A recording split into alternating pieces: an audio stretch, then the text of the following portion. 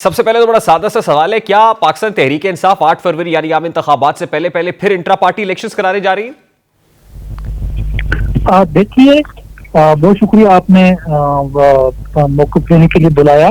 देखिए, अभी तो ऐसी जो भी कुछ चीजें होंगी तो वक्त आने पे हम मीडिया के जरिए आगाह कर देंगे। अगर इंट्रा पार्टी इलेक्शन हुआ, ये जो भी चीजें करनी है, अभी हमारे पास रिव्यू करने का ऑप्शन भी मौजूद है और इंट्रा पार्टी इलेक्शन का दोनों ऑप्शन अभी हमारे पास। बैरिस्टर अली जफर साहब ने यह कहा कि इंट्रा पार्टी इलेक्शंस पीटीआई कराने जा रही है। जी, पर आप फिर अली जफर साहब उस हवाले से बेहतर वजाहत फरमा सकते हैं। नहीं, पार्टी ने इस हवाले से कोई पॉलिसी वजह नहीं की। क्या अली जफर साहब ने जाती हैसियत में स्टेटमेंट दिया? ये पॉलिसी स्टेटमेंट नहीं है। देखें, अभी उनके स्टेटमेंट अभी मेरे इल्म में नहीं है कि उन्होंने किस वक्त ये बात कही है, लेकिन अगर उन्होंने ये बात कही है कि इंटर पार्टी इलेक्शन की तरफ जा रहे हैं तो वो कोर कमेटी के मेंबर हैं और सीनियर वज़ीर हैं, तो फिर इंटर पार्टी की तरफ हम जाएंगे। अगर इंटर पार्टी इलेक्शंस होंगे तो क्या उन लोगों को जिन्होंने तहफ़्फ़ुज़ात का इजहार किया था, जैसे अकबर एस बाबर समेत 12 लोग थे जो इसमें पटिशनर बने थे, क्या उन लोगों को भी मदऊ किया जाएगा? देखें, ये जो इंटर पार्टी इलेक्शन है पहले भी एक बड़ी आजाद माहौल में हुए और ओपन जगह पे हुए, और इस बार अगर दोबारा होते हैं तो फिर दोबारा से ओपन जगह पे होंगे। जो भी इलेक्शन में हिस्सा लेना चाहता है, जो पाकिस्तान तहरीक इंसाफ के ओहदेदार का मेंबर है और क्वालिफाई करता है इलेक्शन लड़ने के लिए, तो वो बिल्कुल इलेक्शन में हिस्सा ले सकता है। इस हवाले से कोई भी पाबंदी नहीं है। अकबर एस बाबर जिनकी आप बात करें, पहले भी वो जिस दिन कागजात नामजदगी तकसीम हो रहे दिए जा रहे थे, तो उस दिन वो वक्त गुजरने के बाद ठीक। अच्छा, लास्टली खालिद साहब, लास्टली बता दीजिएगा, इंट्रा पार्टी इलेक्शंस किस कदर जरूरी हैं ये फ्लोर क्रॉसिंग को रोकने के लिए? कि इस वक्त जो एक तासुर है पीटीआई के हाँ कि कहीं इंडिपेंडेंट हैसियत में जीत के किसी दूसरी पॉलिटिकल पार्टी को ज्वाइन ना कर दे, तो उसको रोकने के लिए इंट्रा पार्टी इलेक्शंस कितने जरूरी हैं इस वक्त? देखिए, इंट्रा पार्टी इलेक्शन इस वक्त हमारे लिए बतौर जो हमारा इंतखाब निशान है उसकी बहाली के लिए इंतहाई जरूरी है।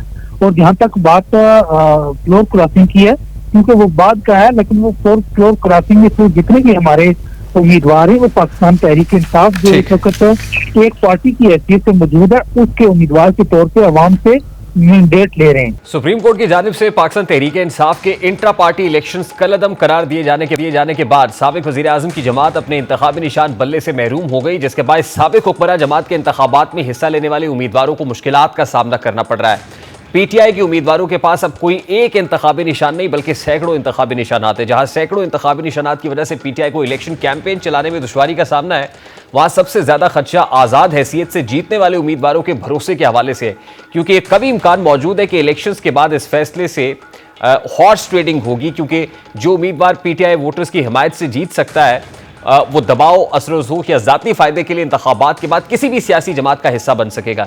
अदम एतमाद के बाद पीटीआई के अक्सर रहनुमा चंद दिन का दबाव और निशानात बर्दाश्त नहीं कर पाए थे, तो ये कैसे गारंटी दी जा सकती है कि वो जीतने की सूरत में बाद में पड़ने वाले दबाव को बर्दाश्त कर पाएंगे? और इसके अलावा तहरीक इंसाफ को एक मुश्किल ये भी दरपेश है कि जीतने वाले उम्मीदवारों पर कानूनी तौर पर कोई कदगन नहीं है, क्योंकि अब तहरीक इंसाफ का कोई पार्लिमानी लीडर नहीं होगा, कोई चेयरमैन इस वक्त मौजूद नहीं है, ना तो बैरिस्टर गौहर इस वक्त चेयरमैन है, ना ही बानी चेयरमैन इस वक्त एग्जिस्टिंग चेयरमैन है, वो डिस्क्वालीफाइड है, ना ही कोई सदर मौजूद है, ना सेक्रेटरी जनरल है, यानी कोई फाल बॉडी इस हवाले से पीटीआई की मौजूद नहीं है, क्योंकि इलेक्शंस को कलअदम करार दिए जाने के बाद बल्ले का इंतखाबी निशान वापस ले लिया गया। लेकिन यह जरूर है कि पार्टी इस वक्त इलेक्शन कमीशन ऑफ पाकिस्तान में रजिस्टर है।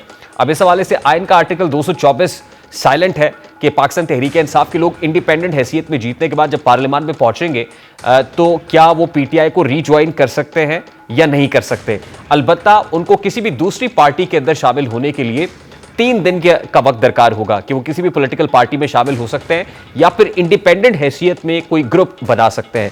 अब इस दिक्कत से निपटने के लिए पाकिस्तान तहरीक इंसाफ ने प्लान बी पर भी गौर शुरू कर दिया है, और वो प्लान बी ये है कि 8 फरवरी से पहले पहले पाकिस्तान तहरीक इंसाफ की जानिब से इंट्रा पार्टी इलेक्शंस कराने का प्लान सामने आ गया। और जराये के मुताबिक पीटीआई ने यह फैसला किया है कि 8 फरवरी से पहले यानी आम इंतखाबात से पहले अब वो इंट्रा पार्टी इलेक्शंस कराएंगे, और उसमें इलेक्शन कमीशन ऑफ पाकिस्तान की जानिब से जो ऑब्जेक्शंस रेज किए गए थे, जितने रिजर्वेशंस थे, उन तमाम रिजर्वेशंस को दूर करने की कोशिश की जाएगी। और उसमें पाकिस्तान तहरीक इंसाफ के वो 12 डिसग्रांटेड लोग जिन्होंने रिजर्वेशंस का इजहार किया था, उनको भी मदऊ किया जा सकता है।